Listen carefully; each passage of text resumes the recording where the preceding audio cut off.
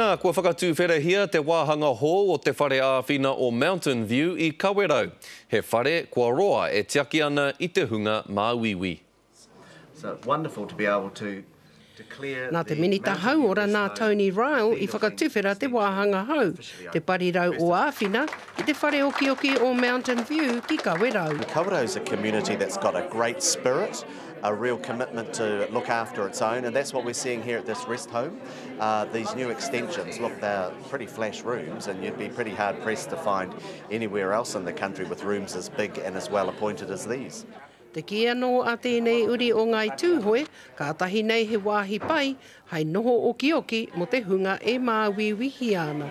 Kia hau me tū ke tēnei whare nā hāpori kata e tēnei tāua whenua.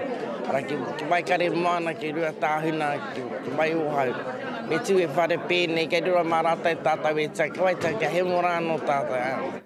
Me te aha e kore ia e moke. Ia rangi koe rani, he kaukau ko Prey Kāri, Prey Scrabble, kamahi te roro, wea te menu ki te kamahi te roro ne. He pai, a tangi o ka kite, a tāhu oki. A tāhu e nā noho o nā kui e kone, nā krau a rāni ne.